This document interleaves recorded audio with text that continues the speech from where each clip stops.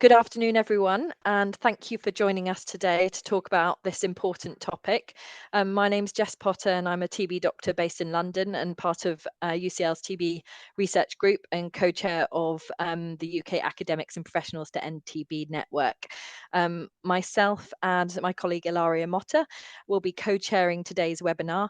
Ilaria is the Principal Research Fellow at the MRC Clinical Trials Unit and formerly of MSF's groundbreaking TB practical study.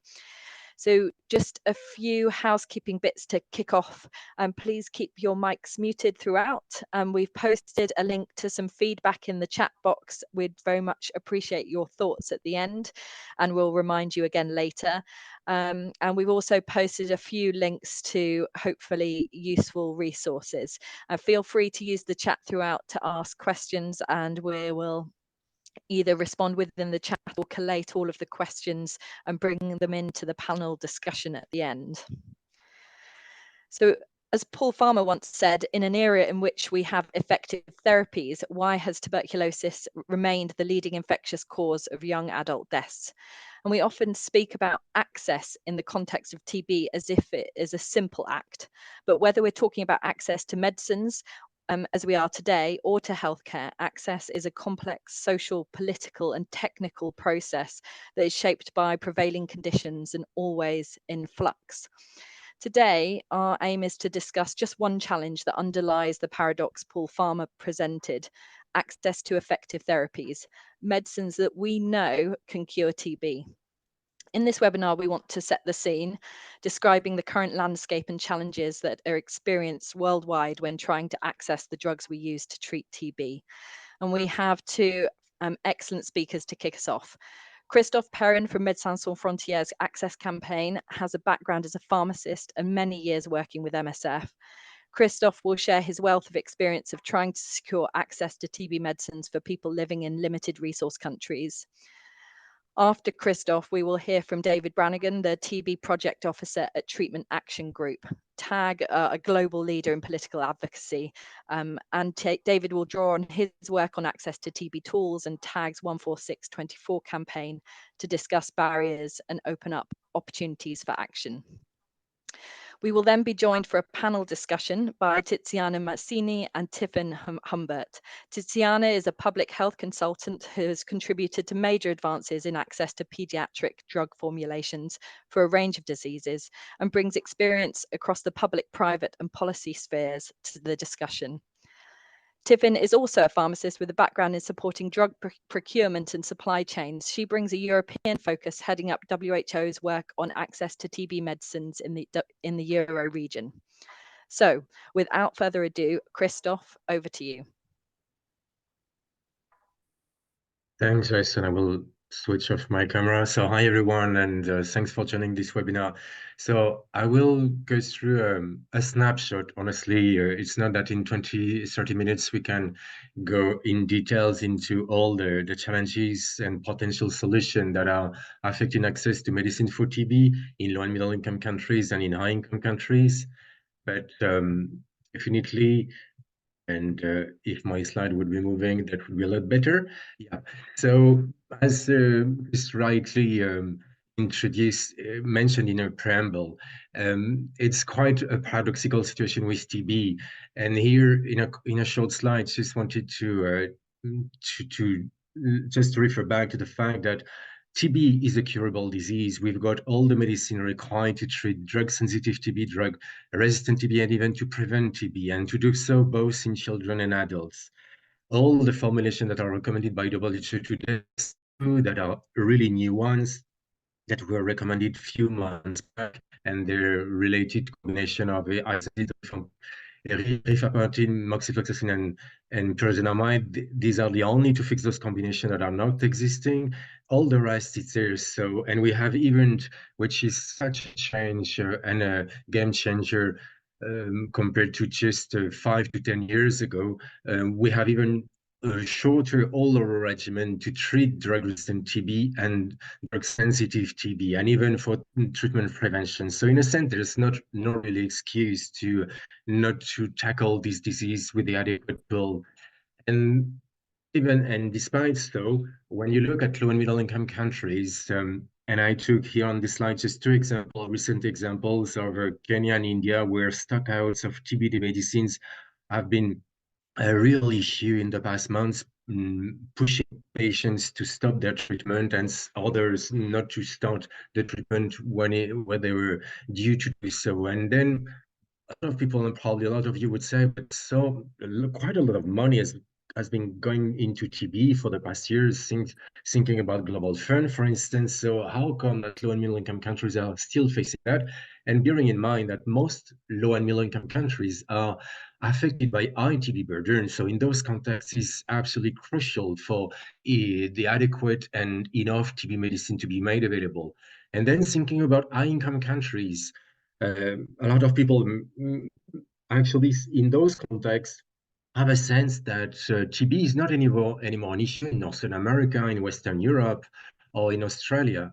And yet, actually, for a series of reasons, homeless people, some migrants coming from settings of high burden with for TB, and also a crisis like the war that the Russian Federation started in Ukraine years back, and more fiercely since 2022 has pushed, as all of you know, millions of Ukrainians to flee their hometown, and a lot of them have gone to a series of Eastern European countries or even Western countries, and contexts like Poland had to face all of a sudden a series of people affected by TB that needed actually a continuum of care compared to what they had in their home country.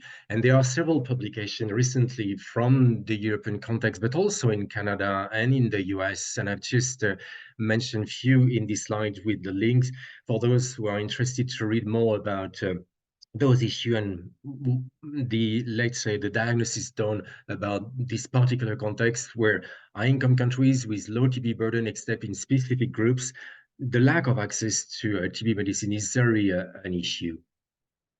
And then going to actually the access barriers that are preventing people affected by TB to get the medicine they deserve, also household contacts of to get the prevention treatment they deserve. So I tried, you'll see in this slide, to summarize very quickly from the offer, so from the pharmaceutical companies, where the issues could come from. And unfortunately, we see some companies being reluctant to file a request for marketing authorization in all countries with people affected by TB or in need of TB prevention are leaving. So regulatory issues are one that are not tackled by all companies. Some companies are not setting actually affordable price for TB medicine, and high price can become a barrier to access to care. And it's either the case of innovator companies that have very aggressive patenting strategy by which they maintain a monopoly in some countries and in some markets, and there they are totally free to set the price they wish and high prices because they have got no competitors. And on the other side, unfortunately, we see the trend of generic companies marketing and supplying off-patent medicines at a price that are not at all affordable because they just try to stick to prices set previously by innovator companies and try to get just more money out of this practice, which is definitely challenging when you are in a Ministry of Health and you need to purchase enough medicines for an amount of people that are in need of TB care. And then also some issues with some pharmaceutical companies that there are, especially innovator companies, when they have a monopoly, some of them are not willing to expand their offer to all countries in need, and that could be done through voluntary licenses. It means that they set an agreement with a generic company. For instance, a European company will set an agreement with an Indian one, and then the European company will let the Indian manufacturer supplying, for instance, Southeastern Asia, where the European company has no sales network. This kind of thing can be an issue. So on the offer of TB medicine, sometimes it's not fully responding to the global demand. Now, on the other side, regarding on the demand side, there are a series of national policies that are leading not all countries to implement or use, for instance, the same WHO recommended TB treatment regimen in the national guidelines. And also we still see today not all countries implementing the same recommended TB compounds, dosages and formulations, which is a real challenge for a company when for the same drug you have different dosage that can be requested in different countries because it's fragmenting the market actually. Also, in some countries, the National Essential Medicine List is a key tool to be updated regularly based on WHO recommendations so that all medicine needed are imported. Not all countries have this rule in place, but in a series of low and middle income countries, updating National Essential Medicine List, it's key to allow a smooth importation of medicines. There are also issues around the quality standard, either those set up by WHO or by stringent regulatory authority. Not all quality standards are the same at country level, and then that can be an issue when it comes to the manufacturers just to be meeting those quality standards. Then not all countries try to implement strategies that can remove potential importation barriers, meaning their famous marketing authorization. And there are ways actually to expedite local marketing authorization, and it's a tool that many countries are still not using, both in low and middle income one and also in high income ones. And again, and finally, even for disease so well known in a sense like TB, still many countries are not implementing adequate forecasts for to determine how much medicine they need every year to treat a specific population.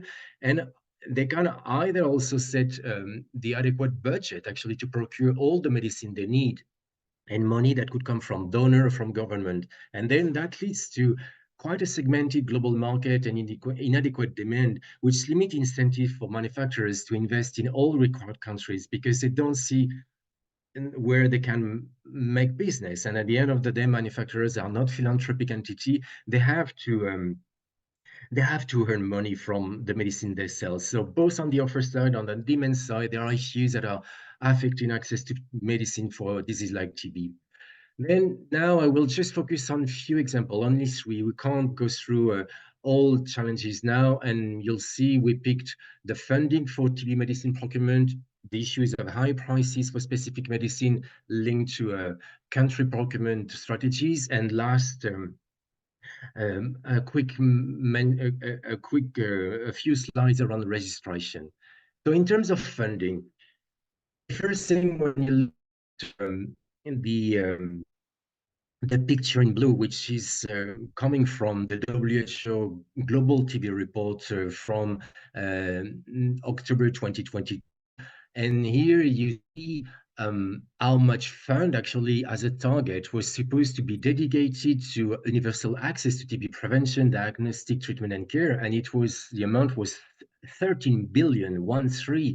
And in reality, only 5.4 billion have been spent on TB in 2021. So you see the disconnect, not even half of the fund that country committed to dedicate to TB, including access to medicines, have been effectively made available. And then in orange, you see just a quick snapshot on issues around funding.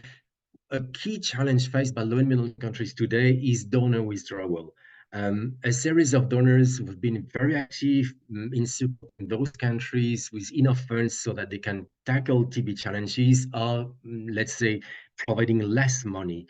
And this donor withdrawal has an effect in the sense that in parallel, governments are still struggling to increase their domestic funds to compensate the money that's not coming from that is not coming anymore from donor side, so that they can procure all the TB health products in need in those contexts. And the Global Fund procurement cliff, just as an example, with the link there, is just one example of this challenge.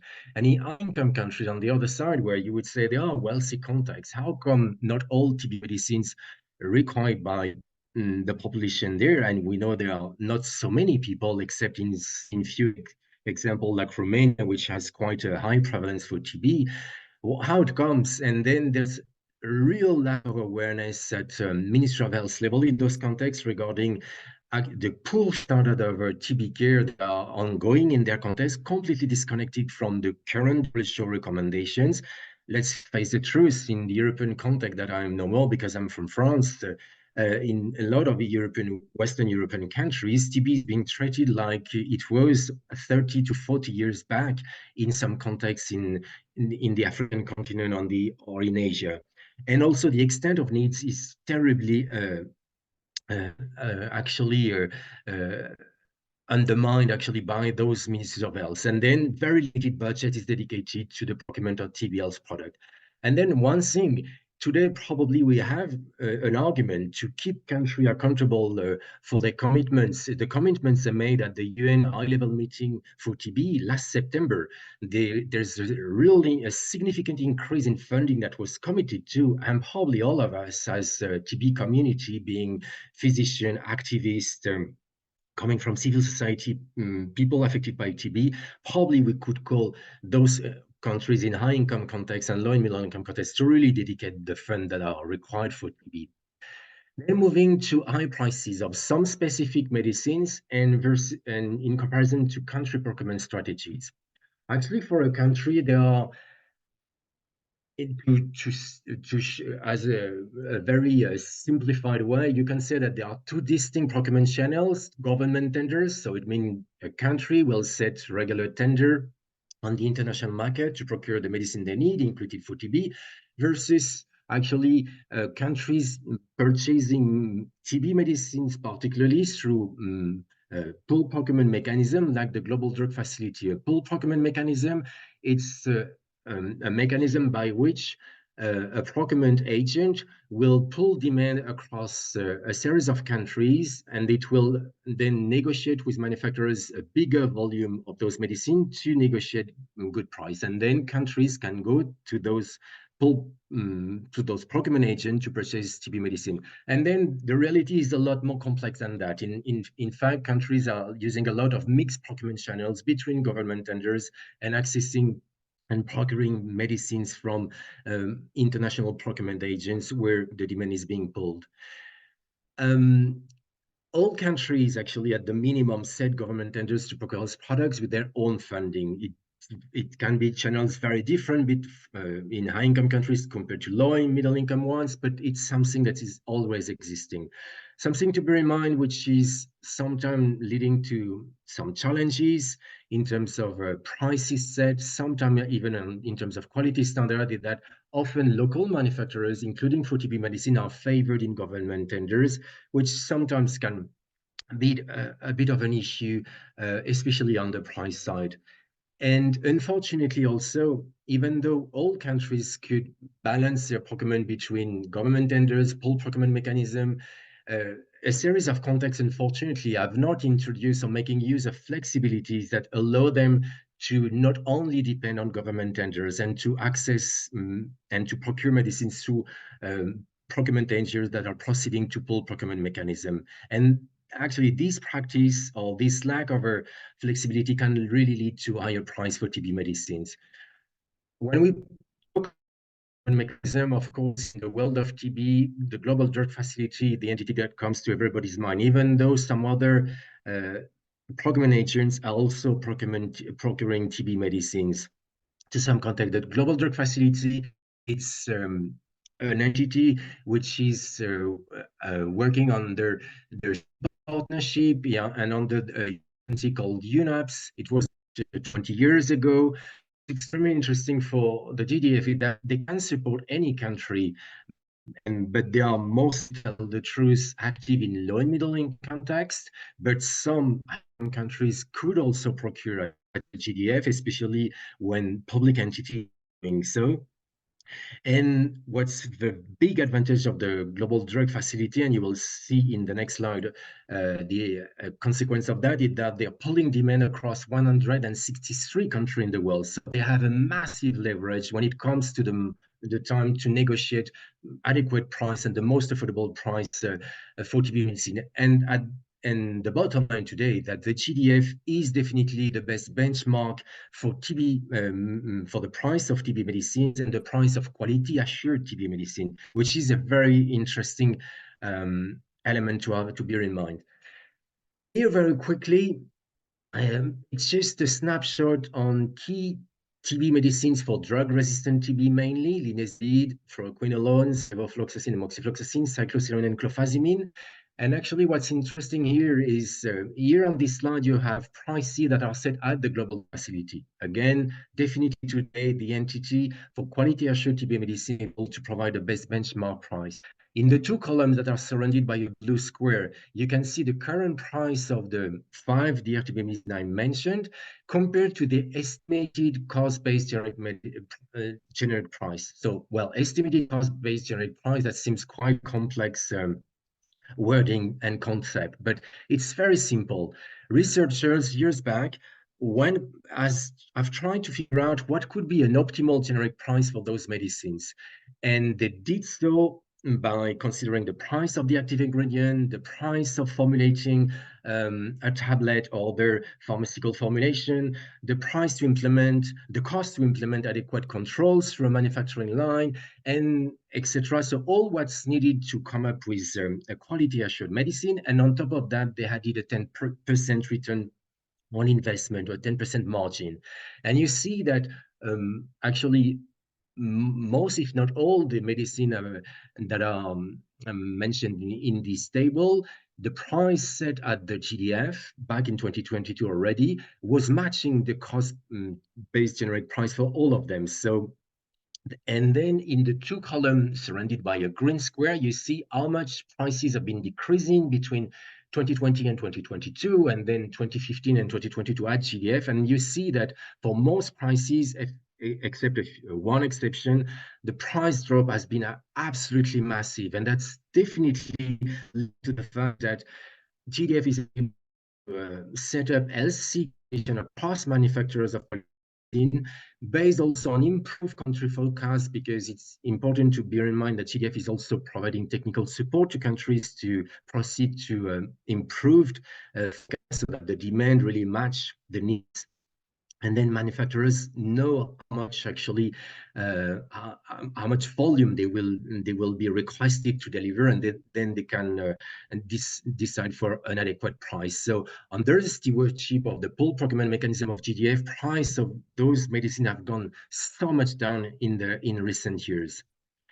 And then moving to newer medicines. So there are, as most of you would know, in the past 10 years, 3 new medicines came to market for TB, which is a completely groundbreaking news after 40 years without new medicine for TB. So bedaquiline, pretomanid, and delamanid, all of them today are recommended for drug-resistant TB. And you can see that in the two in green, that for bedaquiline, the price that are set at GDF by the innovator, Johnson & Johnson, and already by one generic company, Lupin. And you can see that those price, $20 per month for Johnson & Johnson, is almost matching the cost-based target generic price for bedaquiline, which range from between $8 to $17.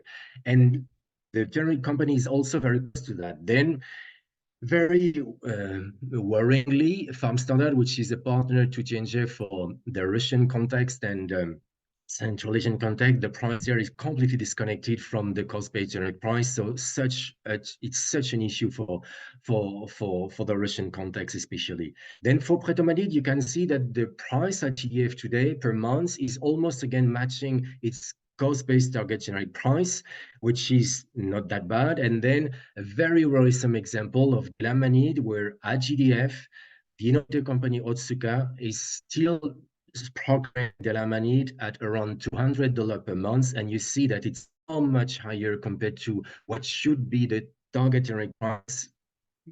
At the target generic price per month, which should not be more than $16. So there a real issue, which is definitely linked to the fact that this company has no generic competition yet.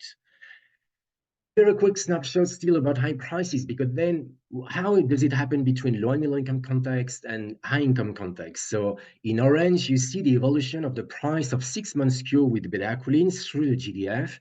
And you can see that when it was first marketed in 2014, the price of bedaquiline was $900 in low income countries and $3,000 in middle income countries. So at that time, Johnson & Johnson had a full monopoly on the drug. And then up to September 2023, when then the price of bedaquiline went down to $122 in low and middle income countries. So a significant price drop, and not a surprise. In July 2023, the primary patent held by Johnson & Johnson expired, and also through activist pressure, and David will go through that, they also surrendered on secondary patent, so that they had no more monopoly in September 2023, and they had to compete with generic manufacturers, which led them to push the price down to $122 per month. And then you would say, great thing, and it's true that in low and middle income context, it has allowed so much more bedaquiline treatments to be purchased with the same amount of money by those contexts, which is great. And then as a consequence, the BPALM regimen, which is a new regimen for DRTB, combining bedaquiline, pretomanid, linezolid, and moxifloxacin. So since September last year, the cost of this regimen, 6 months regimen, all overall, is $416. Moving to high income, the current price of 6 months cure with bedaquiline in different European Union contexts is runs between $5,000 to $11,000. So you see the disconnect, today's price compared to the 122 and low and middle income countries. And the BPALM regimen is costing up to $48,000 in EU countries. So then you would say, well, high-income countries, they are rich enough to afford those prices. But unfortunately, those prices are putting access to DRTB care in jeopardy in those contexts. So a snapshot of where we stand, and even in a sense, $122 for 6 months cure with bedaquiline in low and middle income countries, considering high burden DRTB countries like India or China, can still be considered a high price, actually. So here, a very quick snapshot on what countries to do around those high prices. First of all, are countries comparing what they pay for medicines for TB with existing benchmark comparators? And I mentioned GDF prices are really good comparators, and they make public these prices in their catalog, updated very regularly. And also the publication I mentioned about target generic price it's in the public domain, and can be also an interesting comparator for countries trying to figure out how much more they pay for TB medicine they are procuring. And then for the low and middle income countries that are not getting the donor support they used to have, are they all exploring legal flexibilities so that their national procurement could allow them to procure at the GDF, for instance, instead of being stuck with government tenders, which might not be the best tool to negotiate the best prices? And actually, a series of countries, especially in ECA context, have moved in that sense to try to access a more optimal price for TB medicines. In high-income countries, on the other side, a lot of them are stuck in bilateral negotiation with pharma companies, but one kind of wonder whether they are negotiating adequate prices for the newer medicine. That actually there are already examples in the EU of countries that have renegotiated very high price that they had to pay up to recently, and they've been successful even with limited demand. And then in a context like the European Union, where you know that during the COVID, for some of you may know that during the COVID time, vaccines were purchased across the EU in a pooled approach across countries. And ERA, an entity of the European Commission that is focused on pandemic preparedness, could become a tool, or let's say a body, which could help countries in the EU to proceed to joint negotiation and get lower prices, especially for the newer medicines like bedaquiline, delamanid, or pretomanid.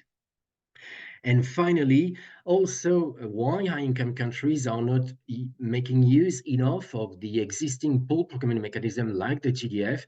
And actually some EU countries and one Australian state have moved ahead to procure through the GDF, actually based on public entity doing so and interacting with the GDF. Very few slide and I would be done. Just to a quick snapshot on registration. Here in this slide, you could go back and see the kind of medicines for TB that are registered and not completely registered in low and middle income contexts. Basically, in low and middle income countries, the problem relies mostly on TB medicine with limited demand, like adult formulation for TB prevention. The needs are very high, but as many of you would know, the budget is not yet there to move ahead with TB prevention in the scale that would be needed. And unfortunately, it's not yet a very interesting market for manufacturers to register the medicine. And child-friendly formulation that exists for drug-sensitive TB, for DRTB, for TB prevention, unfortunately, largely not in low and middle income countries, which is an issue for those countries to procure them. But in a sense, especially through government tenders, but in a sense, this lack of registration in somewhat counterbalance in some of these contexts when they purchase through the GDF, because the GDF, with their UN agency status, are relying on importation waivers that allow importation of non-registered drugs. In high-income countries, the situation is really gloom. Except actually older single compounds for drug-sensitive TB, few compounds like fluoroquinolones, linezolid for the RTB that were already on the market and that are already on the market for other indications. And then the newer drugs linked to accelerated approval that companies can benefit from. It's the vast majority of the TB medicine that are needed to tackle TB. Drug-sensitive, drug-resistant TB prevention are not registered in high-income countries, and it's a real massive challenge. There are different reasons for that. The fact that the demand is limited, so little incentive for manufacturers to register in those contexts, but also because the regulatory standards in those contexts differ from what are the standards from the WHO pre-qualification program. And I won't go too much into details, but as many of you would know, that TB medicine, the large majority of them have been pre-qualified by WHO and are mostly actually, and it's a standard mostly recognized in low and middle income countries and not in high income countries. And there's an opportunity actually to move away from regulatory barrier and its regulatory reliance. Very quickly, what's behind this concept is that a regulatory authority could rely on the assessment done by another one, and then to expedite registration in its own country. And of course, there's a matter of trust from whom you would accept the quality assessment, to recognize this assessment, and then expedite the granting marketing authorization in your country. Low and middle income countries using a lot of science, especially through a concept called collaborative procedure that has been amended by and developed by the WHO qualification program. I won't go too much into detail. There's one stream focused on WHO pre-qualified medicine, another stream focused on medicine registered at stringent regulatory agency, but an increasing number of low and middle income countries are making use of this tool, and it allows them to register medicine in a medium of 90 days. And for many of you, 90 days for registration of medicine is a record time. A lot in many contexts, it can take 1 year, a year and a half, 2 years, 3 years, even sometimes to register medicine. In high-income countries, it's terrible. Stringent regulatory authorities are hardly using regulatory reliance and not at all from the WHO pre-qualification program, which is an issue, especially for a context like TB. So definitely a question for those contexts, while not every single low and middle income countries is not still making use of the collaborative registration procedures implemented by WHO pre-qualification program. And in high income contexts, why those regulatory agencies in those contexts are not moving ahead with regulatory reliance towards WHO pre-qualification, and for TB, but also for other diseases that could be a real game changer. And last, I finished, but just to remind all of you that there's a big campaign run by MSF at the moment with a series of allies to bring the price of GeneXpert cartridges down. That the QR code for those interested, you could go to the slide after this webinar and support this campaign. Thank you very much. Thank you so much, Christophe, for that absolute tour de force of access to TB medications, and really interesting to see how things differ between higher and lower income countries. I won't ask you any questions at the moment. We'll save those for the discussion at the end. So I'll just hand over straight to you, David. Welcome. Thanks so much. Hi, everyone. I'm just going to share my screen.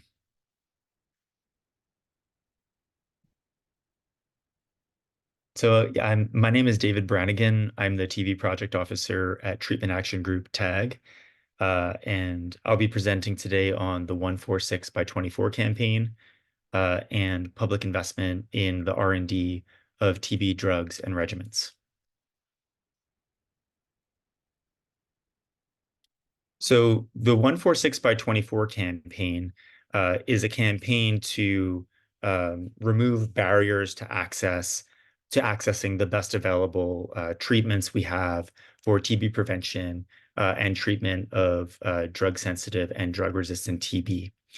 And this is based on that we've invested for decades in scientific progress that resulted in shorter, safer regimens for TB prevention and treatment. But then there was very little action that was being taken by countries and other global health actors to actually scale up access to these tools and connect them with people who needed them. And there are a number of barriers related to that I'll get to throughout the presentation. And so the way we came up with the campaign, the one is for 1 month or once weekly treatment regimens for TB prevention. 4 is 4-month treatment regimens for drug-sensitive TB. 6 are 6-month treatment regimens for drug-resistant TB. And all of these represent a very significant reduction in the number of months on treatment, and also in many cases, greatly reduced side effects, and in some cases also much better efficacy. And so it's what we saw. We launched the campaign in 2022, just realizing that we've got these regimens, they're WHO recommended, but then there's all this very slow progress in scaling them up. So we set a deadline by the end of 2024 for country governments and other global health actors to take concrete action to remove those barriers to access and facilitate the uptake and availability of these regimens for all people who need them, as well as ensuring that research gaps and data gaps are filled so that all populations are able to benefit from the shorter regimens. And we framed this overall campaign within the human rights framework around the right to science, acknowledging that for TB and other diseases, fulfilling the right to benefit from scientific progress and its applications is very closely tied to realizing and fulfilling the right to health.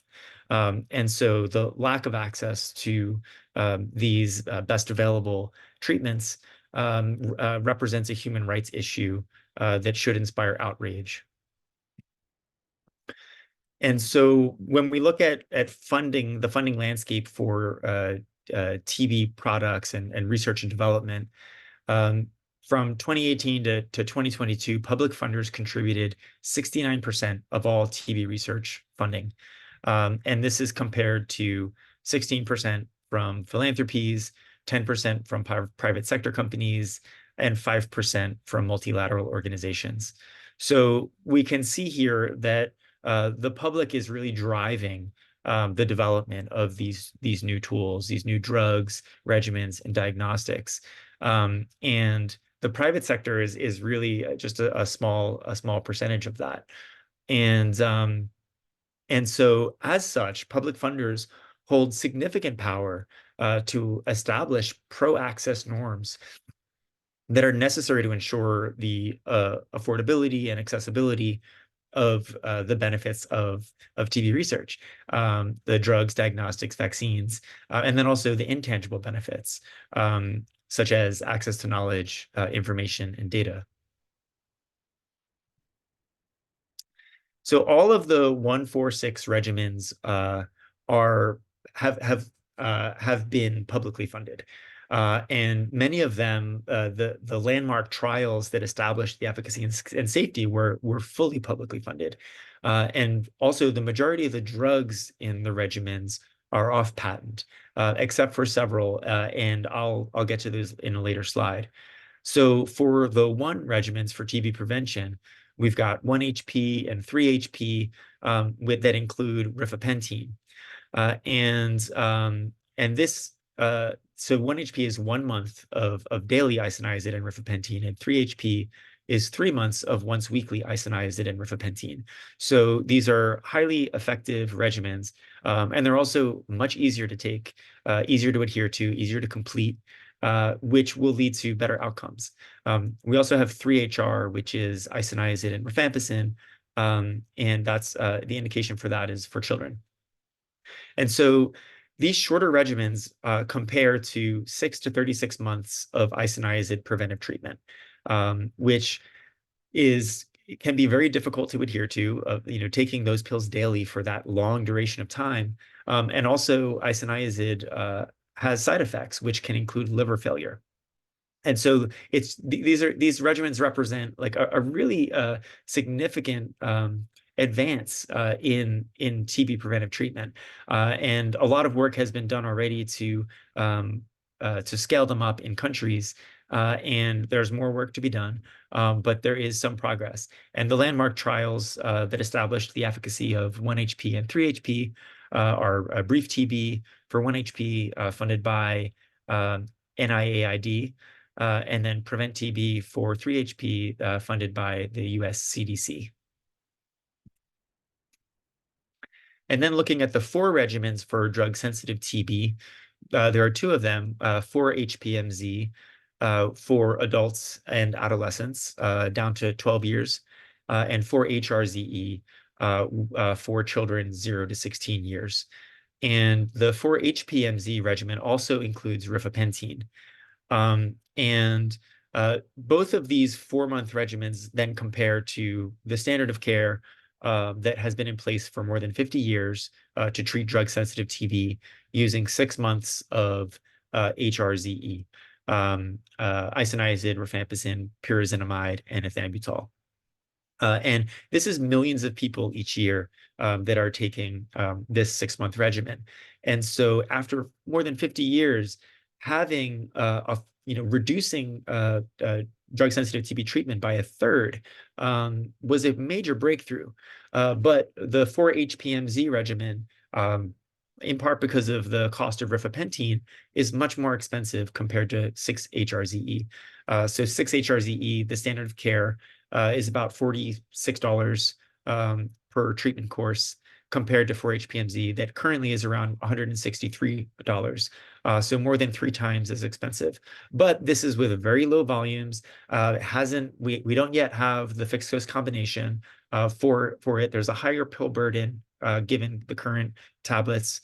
But there is a fixed dose combination that Lupin, the generic company, is planning to submit to WHO in April or May, that should be available through GDF by the end of the year. And then with demand, there's really an opportunity to greatly reduce the price of that regimen. And that has been a major barrier, in addition to the pill burden, for countries being interested to scale up for HPMZ. Also, there's been slow progress on 4 HRZE as well. And these 2 regimens represent the slowest progress among all of the 146 regimens. So the campaign is really putting our advocacy emphasis on these regimens this year. And the landmark trial on the safety and efficacy of 4 HPMZ was funded by the US CDC and National Institutes of Health.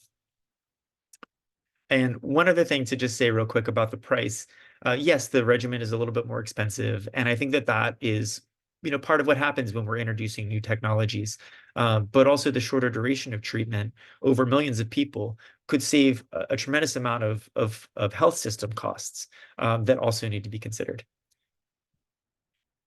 And then looking at the 6 regimens for drug-resistant TB treatment, this is where we encounter bedaquiline, which had some intellectual property barriers that I'll get to in some later slides. So this is a 6-month regimen for drug-resistant TB, and this represents a major breakthrough in treatment, given that the standard of care was 18 to 24 months of a large number of drugs, and some of the older regimens included toxic injectables that with side effects such as hearing and vision loss. And so very severe side effects, very difficult to take, painful injections, long duration of treatment, difficult to adhere to. So having a 6-month, safe, relatively safe treatment that was also more effective with cure rates around 90% compared to 60 to 80% with the older regimens.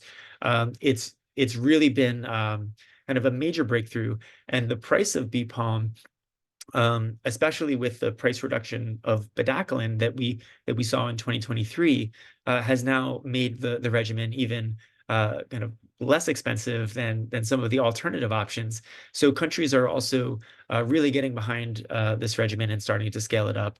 But again, there's more to go. And then the landmark trials on the safety and efficacy of BPALM, Xenix and Nix-TB, were funded by TB Alliance, which is funded by the governments of Australia, European Union, Germany, United Kingdom, South Korea, Japan, Indonesia, Ireland, and the United States, and by philanthropies, including the Bill and Melinda Gates Foundation, and also TB Practical, the trial that was funded by Médecins Sans Frontières.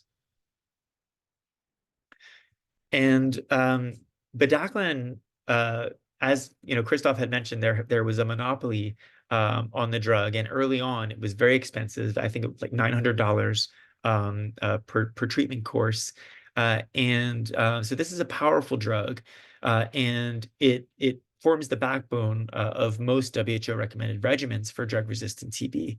But there had been limited access for about a decade due to Johnson & Johnson's high prices and patent barriers, despite extensive public investment in the R&D of bedaquiline and bedaquiline-based regimens and clinical trials.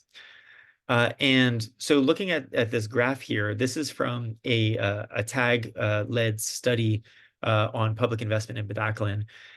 We can see that the public sector invested way more than Johnson & Johnson. So we've got this priority review voucher valued at $300 to $400 of future revenue for Johnson & Johnson, and then $120 to $279 million for clinical trials, and those were mostly the phase 3 trials for the bedaquiline-based regimens. An orphan drug tax credit, also tax credit related to the donation program, and then compare that to Johnson & Johnson's $76 to $163 million for clinical trials, which are mostly phase 1 and phase 2, and then a donation program. So overall, we're looking at the public investments exceeding J&J's by a factor of 1.6 to 5.1. And bedaquiline, as mentioned, is really a backbone of DRTB regimens. This is just a snapshot of WHO recommended regimens and other regimens recommended under operational research conditions in 2022. And bedaquiline is included in nearly every regimen, except for 2, which are delaminid-based regimens. And so bedaciline's role in DRTB treatment is likely to remain kind of very important, and likely also to expand, given that it's being currently researched potentially for drug-sensitive TB as well. And so going back to 2018, this is when Johnson & Johnson was pricing a 6-month treatment course of bedaquiline at $400. And that was $2.23 per day. And MSF Access Campaign, based on evidence base of public investment and also estimated generic pricing, launched the $1 a day campaign for access to bedaquiline. And at this time, there was a push to transition from injectable-based regimens to all oral bedaquiline-based regimens. Given the really toxic and terrible kind of side effects of the injectables, and getting countries to replace that with the bedaquiline-based regimens, but the price of bedaquiline was really a limiting factor that slowed that progress, and so countries were continuing to use these toxic regimens that were causing a lot of suffering. And so the MSF Access campaign launched an open letter, and the No More Tears $1 a day campaign for countries to make the switch. And the photograph at the bottom is an action at the 2019 Union Conference in Hyderabad, India. And so now looking at 2023, the important kind of event here was the expiry of the primary patent on bedaquiline in July 2023. And prior to that, in March 2023, the Indian Patent Office rejected J&J's secondary patents on bedaquiline, and some of those would have extended the patent to the intellectual property rights to 2027. And so this was a really important milestone because, and it was based on a patent opposition led by 2 TB survivors that was ultimately successful.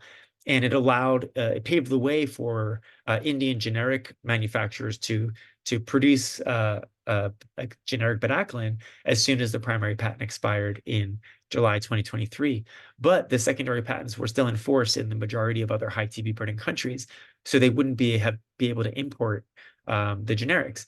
And then once the primary patent expired, the 146 by 24 campaign led an open letter calling on J&J to commit to not enforce secondary patents on the drug. Author John Green and his social media following launched a public pressure campaign on J&J that was very effective. And then the Global Drug Facility announced the tender results, which resulted in the price of bedaquiline going down to $130 per 6-month course, or 72 cents per day, so less than $1 a day. But this deal was very limited.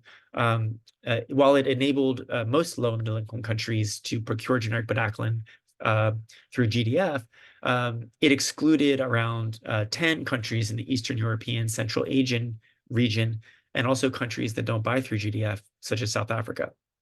So July, August, September 2023, MSF Access campaign mobilized country governments to send letters to J&J. The South Africa Competition Commission launched an investigation of J&J. The civil society pressure and activism continued. And in September 2023, around the high-level meeting on TB, the Unitaid CEO issued an open letter calling on J&J to remove secondary patents on bedaquiline. And then J&J formally announced their intent to not enforce secondary patents on bedaquiline in all low and middle-income countries, removing patent barriers and enabling access to generics. Yeah, I just want to also recognize Christophe's role in driving a lot of this work tirelessly. It was a lot. So thank you, Christophe. And thanks to all of the activists and other allies that we worked with to help make this happen. It was a big win. And looking at the TB pipeline, there's a lot of new drugs that are being included in studies of investigational regimens. And this is a list from the TAG TB treatment pipeline report that is about to be published. So keep an eye out for that. And some of these new drugs, maybe we've heard of, like sutazolid. Some of them are new, and I don't yet know how to pronounce some of them.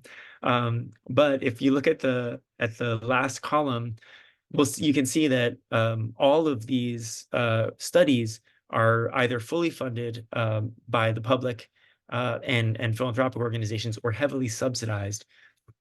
And so as we move forward, and we need to really be focusing in on how that access conditions should be applied to all public and philanthropic funding for the R&D of all new TB drugs and diagnostics.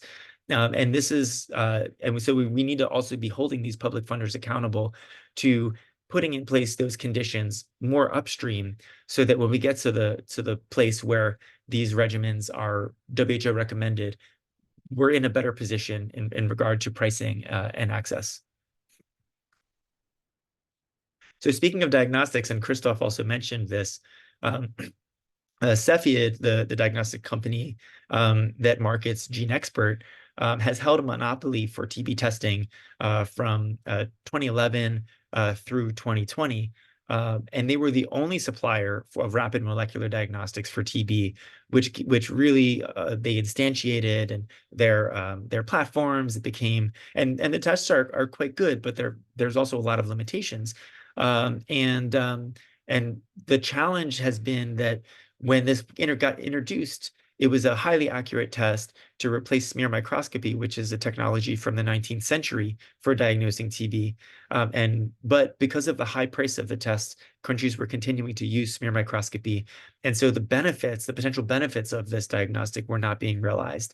And in 2019, TAG and MSF launched the Time for 5 campaign, based on evidence that it costs Cepheid less than $5 to manufacture the test, but then they're charging $10 to $20 per test. And TAG and MSF also led some research on public investment, which found that the public invested more than $250 million in the development of gene expert technology. The base technology itself was developed in a US government lab. But yet, even as volumes were increasing, Cepheid was continuing to charge high prices. And so we've been demanding a price reduction. In September 2023, we did get a 20% price reduction on the Expert MTB-RIF Ultra test, which was an important win, but it can't stop there. We need that price reduction to go across disease assays, including for HIV and viral hepatitis and other diseases. And we need it to be priced based on the cost of production, plus a reasonable profit markup, and for there to be transparency on that. So keep an eye out for the Time for 5 campaign, and there's going to be some more activity in the coming months. So coming back to the 146 by 24 campaign and the right to science, Paul Farmer was one of the inspirations for the campaign. And he said about the right to science, if everyone has a right to share in scientific advancement and its benefits, where are our pragmatic efforts to improve the spread of these advances? Even as our biomedical interventions become more effective, our capacity to distribute them equitably is further eroded. And this is evident in looking at the 146 regimens. We're getting these better technologies, but then there's the various access barriers which are preventing them from being scaled up and available equitably. And the right to science is really a rallying point for activists and members of civil society who are seeking a more responsive research agenda, a more equitable distribution of scientific benefits, and a more secure commitment by states. And under the human rights framework, governments are obligated to protect rights and to fulfill rights. And for the access to TB technologies, to protect rights, this includes accountability for non-state actors, including pharmaceutical and diagnostic companies, for affordability. And also to fulfill rights, it involves funding, significant funding for research and development, and then supportive regulatory environments to ensure that new technologies have regulatory approval and are available for uptake and access in countries. And so achieving 146 by 24 means that we need to be working to remove all the barriers to access.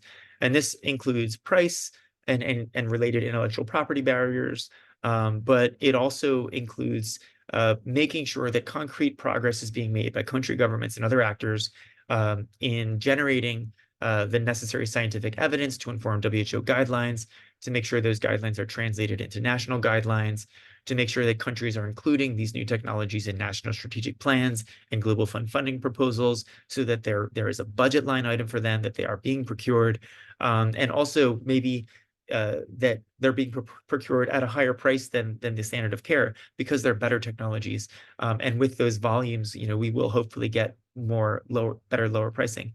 Also for stringent regulatory authorities to review and approve these new products, to make sure that there's fit for purpose formulations for drugs such as fixed dose combinations, dispersible tablets for children, and also for diagnostics such as using more accessible sample types other than just sputum.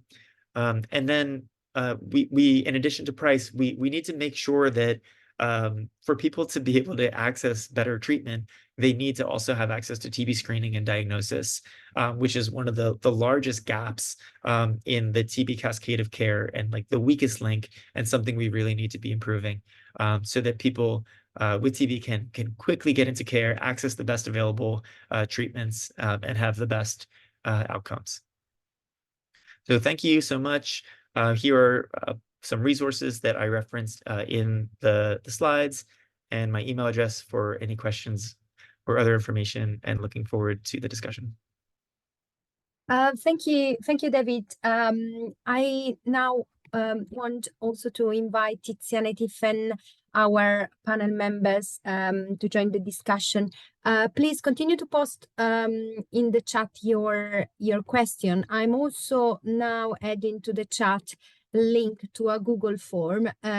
If you are attending, if you just take less than 2 minutes to fill, is about topics, specific topics that you would like are discussed in next webinar of this kind, just to be focused on particular aspect, because as you see from both presentation, it touches such a wide range of issues, and so maybe is useful to go in more details with some of them.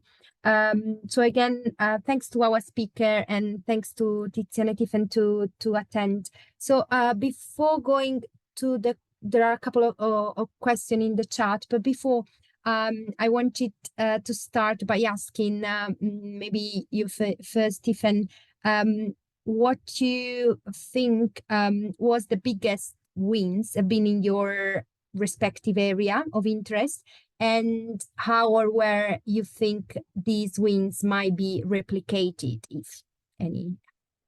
Thank you.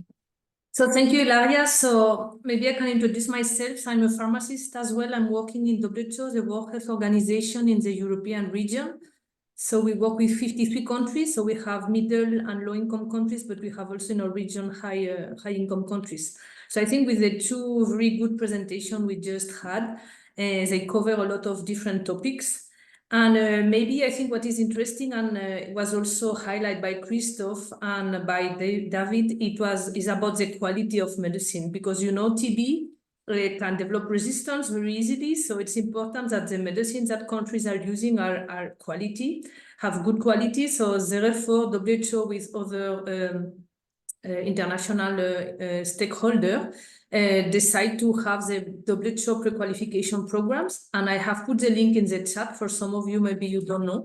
So it was focusing at the beginning on tuberculosis, malaria, and HIV, and now expand to other disease, but mostly is to ensure that the medicines that are assessed by this program are passing the minimum international standard of quality, and therefore is giving a quality for the country who doesn't have the capacity to assess themselves those products. They can go and buy directly those medicines. So I think this is a very big steps in the fight against tuberculosis. And I can also mention about the GDF. It was mentioned by Christophe. And I think GDF as well, was a good initiative to ensure that the market shaping of TB medicine and to decrease price of good quality medicine. So of course, there is a lot of challenge with the use of GDF, and I can come later to those challenges. But for the low and middle income country, GDF, it's a very good solution to procure TB medicines, quality medicines over.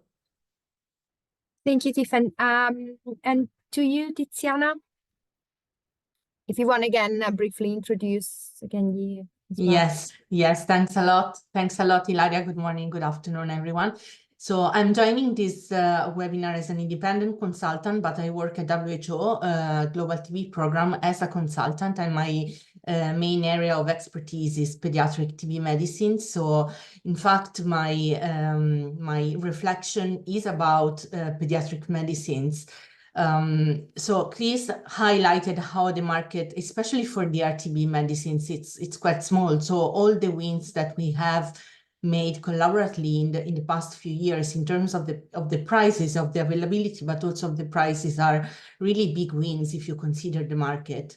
Now, talking about childhood TB, you can imagine that the market is even smaller, and for DRTB for children, it's even smaller than that. So we are talking about like not an attractive market for manufacturers and developers in general.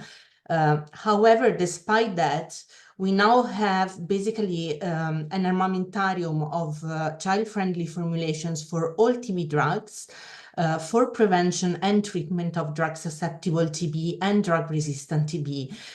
Very recently, we also got pediatric rifampicin, which is the very last new entry, which is an essential drug for prevention. Yes, for children, mainly for prevention. And so also all the DRTB medicines are available in child-friendly formulations. And when I talk about child-friendly formulations, I talk about formulations that can be dispersed in water and that ideally are also palatable, so that children can take them more easily. And as you can imagine, for tuberculosis, this is very important because we are talking about regimens that may last for many months, like from 1 month to many months, up to 20. So adherence is a big issue, especially if you have a small child. They have to take many tablets per day. So if the taste is unpleasant or the caregiver has to manipulate the tablet, it becomes really problematic if you look at the broader picture, right, of the entire treatment. So this, in my opinion, is really the biggest win. Without these formulations, what people are doing, not only in low and middle income countries, but also in high income countries, because pediatric formulations are not available in Europe for TB medicines, they end up manipulating the adult tablets. And this is not ideal from many points of views. First of all, you may give the wrong doses. Like I got to know that in Italy, they use Rifater, which is an FDC for drug-susceptible TB, but it's supposed to be for adults. And so the drug ratio that you have of the components in this FDC is not suitable for children, but that's the only formulation. So they end up crushing this formulation and giving it to children, which is unpleasant because probably the taste is very bad, but also you give the wrong dose of the components of the regimen. So there's an issue of dosing accuracy, there's an issue of adherence, there's many different issues. So for me, yes, that's the biggest win, having all the child-friendly formulations for kids. Yeah.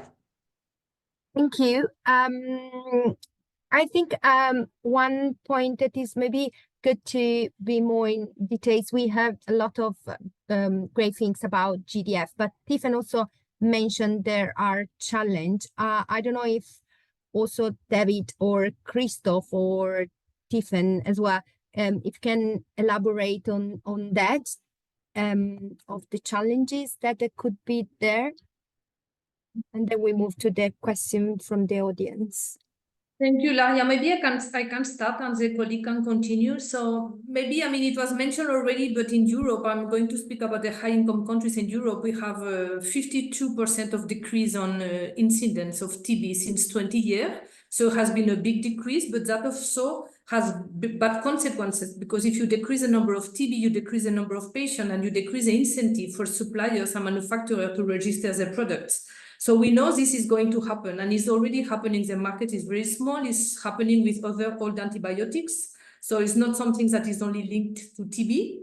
So the Global Fund, as I mentioned, was an initiative. It's hosted by the UN agency. So because it's hosted by the UN agency, they are not registered in countries. And many countries, for example, before to do procurement, they have to invite companies that are registered in their country. So this is one of the barriers, for example. Another barrier is about some internal mechanisms that GDF has, like prepayment, and this is for some countries not possible. So there is a lot of little things happening in the mechanisms that GDF is using that maybe could solve easily, but that, as they are now, is complicated. We know as well that, we know, and Christophe mentioned that GDF has good pricing because they have very big, they're a big procurer of TB medicine, so they managed to do very good negotiations, so this is very good. But for example, most of the medicine, 70% of the medicine are not registered in any EU countries. So this is like a barrier. And it was mentioned before, so EU, of course, has some directive for procurement during emergencies, but is linked to the name of patients. and is linked to the per medicine. So if you look at the country, is not an efficient mechanism to procure because it takes a lot of time and a lot of effort for people then to manage to buy medicine by patient, because you have to do the procurement by patient. So there is a lot of this challenge existing. So I don't know if somebody wants to continue and to provide other. Thank you, Tifenn. I don't know, Christophe or David, if you have something else to.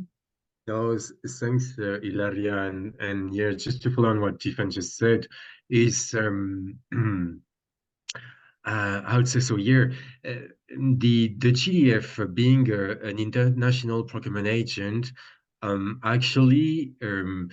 Not all countries have in their legislation enough flexibility to procure through them. They are because in most countries it is compulsory to go through government tenders, and so in a series of contexts they found a flexibility somewhere hidden in the legislation for international for procurement of medicine, but it's not always the case. So in a sense, it's a good mechanism which is but it requires from country some kind of adaptation over how they procure, how they move away with their national rules, and that's particularly the case for high-income countries, where, as you probably all know, for those who know those contexts, medicine procurement tend to be a lot more, let's say, controlled by very stiff mechanism from which it's very difficult to move away. And in those contexts, as Stephen mentioned, importation of non-registered medicine, it's often a total no, except on a few flexibilities that allow access to limited number of patients. So let's say it's a fantastic tool that was mainly developed for low and middle income context at the time of big funder support, and now it's really of a transition period for countries with their own money to carry on procuring at the GDF, and in high-income countries to really think how in their strategy the use of GDF could be set, which is not easy. It requires a real effort and political will from those contexts to consider that. Thank you, Christophe. Yeah, so I see there are some questions. A couple were already being answered by the speaker. Thanks, Annabelle. For David, thank you. What do you think the uptake of the short course for pediatric regimen has been so slow? I see Tiziana already put most probably exactly due to the country to assess the severity of disease and so access with the chest X-ray. I don't know, David, if you want to do more, we can also. Thank you. Yes, the access to chest X-ray has been limited, but WHO recommendations consider all children 10 years and younger as having severe disease. And so access to chest X-ray should not be considered a barrier for children 10 and under. Yeah, but I think the question was about the short course with a kind of like limited disease after the results from SHINE. So I would say also, in my opinion, see also in MSF project has not yet really implemented. I think is also kind of difficult to change the setup of a physician that is really well tolerated, and sometimes it's difficult to shorten to 4 months when it's just 2 months more. But I think that there could be a work to be done on that. But definitely that the access to chest X-ray could be one. I don't know if it's the only one or other. I don't know, David, if I think that access to chest X-ray for children over 10 definitely will be needed, but countries could still go forward with introducing the 4-month regimen for kids. Kenya, for example, has done an amazing job on this, really prioritized this from the outset, and they're really a model to look toward for other countries to look toward for how the 4-month regimen for kids can be incorporated and implemented countrywide. And Ilaria, if I can add something, I think your point about the reluctancy to change the status quo is particularly true for children. I think we see that also in many other areas, like when we talk about clinical diagnosis for children, because they have issues, for example, with the production of sputum and so on, so bacteriological confirmation often is challenging for many different reasons. That's also still a big issue. Like many clinicians, many countries do not want to go that route, while for children, this may actually be the best route sometimes, clinical evaluation. So there's a general reluctancy, in my opinion, to change a little bit the status quo for children specifically. Yeah, I agree. Thank you. There was another one by Paul, and I see, Christophe, you basically already give an answer. Was like, in a high-income country, who should be pushed to get access for unregistered TB drugs and child formulation, like European Medical Agency or companies or government, or who else? Yeah, you wanna, Christophe, take that? You answered to that, right? Yeah, request to email. Yeah. I did, yeah. Well, in a simplified manner, because it's there are many ways, but one way that actually is being explored within the EU is, and I won't go too much into the detail of the legal structure of the European Medicine Agency, but stringent regulatory authority in countries where there are some diseases of low prevalence, but that could have a very high public health impact. And you can think about Ebola and Lassa fever. Healthcare worker working in contexts where those diseases are more prevalent, going back home, being sick, they would need adequate medicine right away. And most of the time, those medicines are not registered in those contexts. So, and for TB, it'd be the same. So if there would be a waiver in the legal, let's say, the legal, how I'd say that, capacity of those agencies, a waiver to rely on WHO pre-qualification for those specific medicine, and there are not big markets, it will not jeopardize the whole strategy that is being implemented in those contexts. That might provide some flexibility to ease up access to quality assured medicines for disease with low prevalence in those contexts. So, and in the EU, actually, it's interesting to see that some actors would be in favor of pushing for that. Some are more reluctant, talking about regulatory agency at national level, but also at the EMA level. But at the moment, if any people, and I guess Paul from TBEC, you're based in Europe likely, there's a revision of the pharmaceutical legislation in the European Union at the moment, and that could be the right timing to push for some countries, some deputies, parliamentarians, etc., to push for this waiver at the EMA. And then, of course, why not think similar in Canada, Australia, and the US? Any high-income countries is facing a bit of the same. So, but it's just one of many different routes that could be taken that could provide some flexibility. Thank you.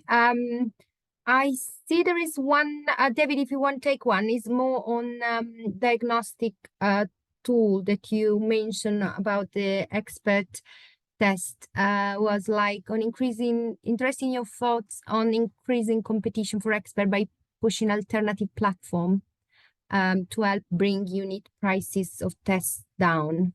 Mm-hmm. Absolutely. Yeah. So in 2020, TrueNat came onto market, and that was the first competitor to GeneXpert. And TrueNat came out with a price reduction of around $8 per test. And that was followed by the Cepheid price reduction in September to around $8 per test. So we can see some of that competitive pressure kind of happening now in terms of the pricing. We're expecting 2 new tests from SD Biosensor and Bioneer, 2 Korean companies, to enter the market this year. And I believe they'll be reviewed by WHO in May. So we should be hopefully hearing more about them later this year.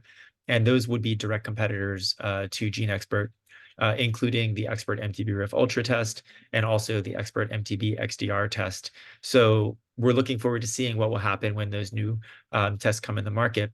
And I think that part of the competition is also going to be tied to market shaping efforts and potential volume commitments by actors such as MedAccess and the Global Fund, who have the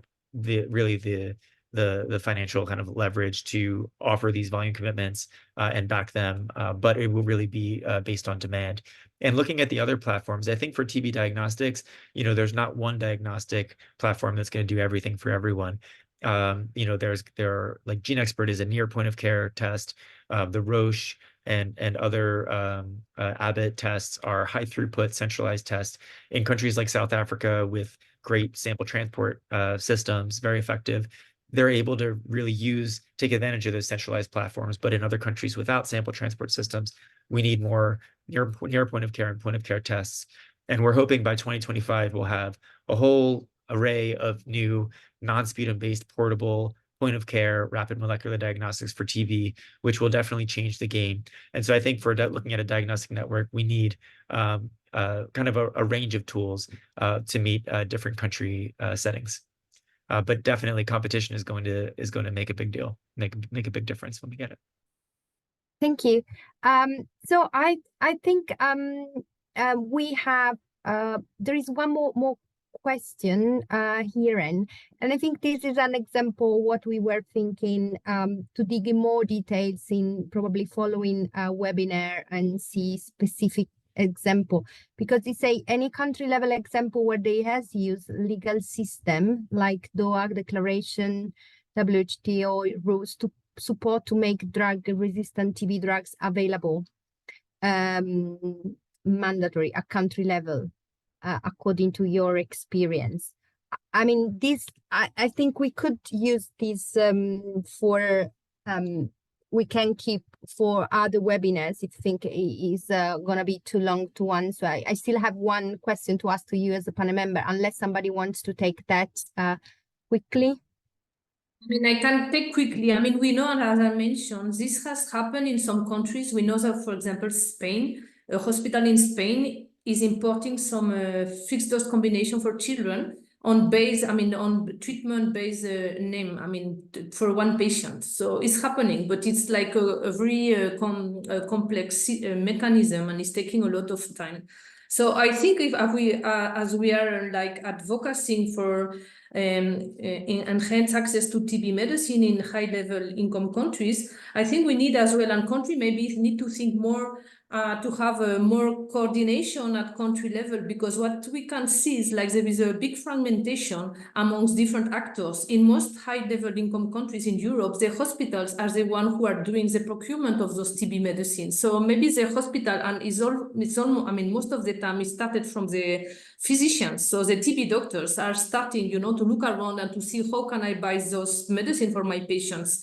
So, it's not very efficient manner to start. And I think, this is my view, that a greater centralization and a greater collaboration between the procurement expert, national regulation people, and also the hospital should come together as a group and discuss together and centralize the demand for the countries. And I think this will help a lot.